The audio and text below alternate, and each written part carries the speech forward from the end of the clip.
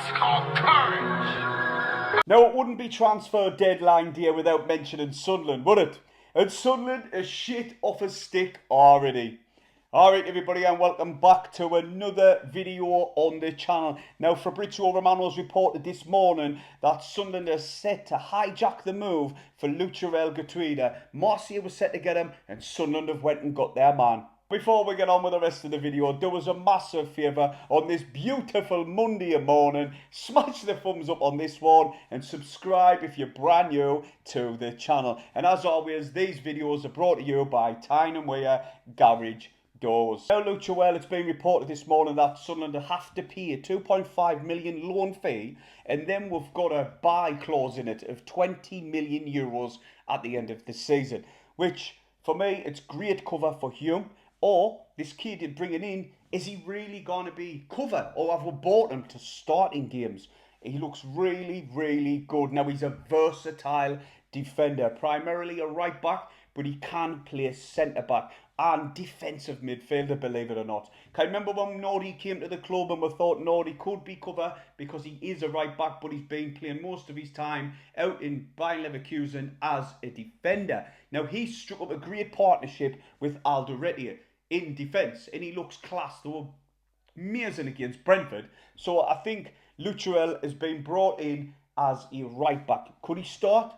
Or is he going to have to bide his time and try and win his place? For me personally, I think so, because it'll be very harsh just to drop Hume straight away. Now, Lutsharel is known for his speed, his physical strength, and his strong tackling ability. His key attributes include strong aerial ability, good interception, and he's very comfortable in possession. Also, throughout these highlights, if you're watching, he's really good on the turn. Now, the Netherlands international, he started in Feyenoord in 2017 to 2024, making 144 appearances, getting 19 goals in the process. Then he moved, a big money move as well, to RB Leipzig for 20 million on a 5-year contract. Then obviously it looks like we're going to be loaning him with 2.5, then the 20 at the end of the season. Now, Lutsharel has a high rate of interceptions and good anticipation, making him effective in them 1v1 situations. As you'll see throughout these highlights, he can get out of them tight spaces. Now, he's also played in the Conference League final when they lost 1-0 to Roma, and he's also played in the Europa League. This is great experience to bring into the club. The club are not pissing about.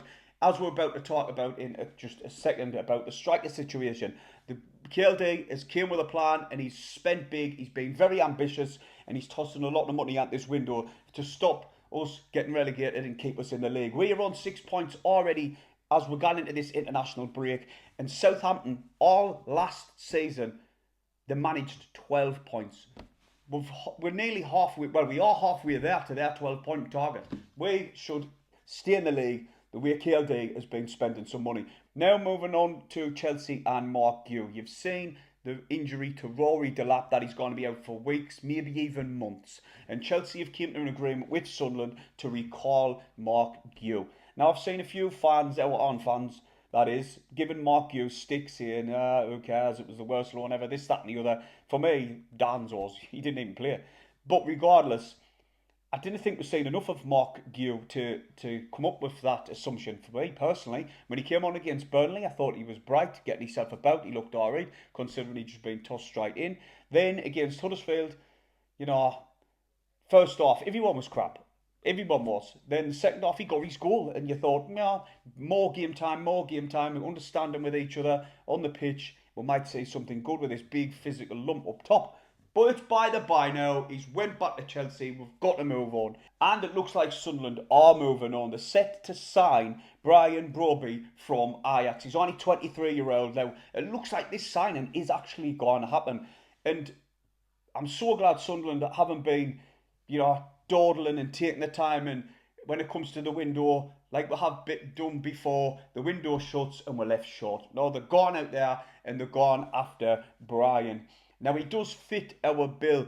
If we get him in, he's only 23, so there's always that room for a good sell-on. If he comes to us, improves, gets better, catches the eye of somebody else, we can move him on for a profit. That's basically what our model is. But looking at him, He started his career at Ajax. Then he went on to RB Leipzig. But then they sold him back to Ajax, I think it was for 16.3 million. And he went on to have 92 appearances, getting 35 goals in the process. He won the league with them in the 2020-2021 season and the 2021-2022 season. He got Ajax Player of the Year in 2023-2024. But he does fit the bill with what we like, what we're going for. Now, looking at him personally, I think it's a better option than Mark Yu. He's much more experienced, as Mark was only 19.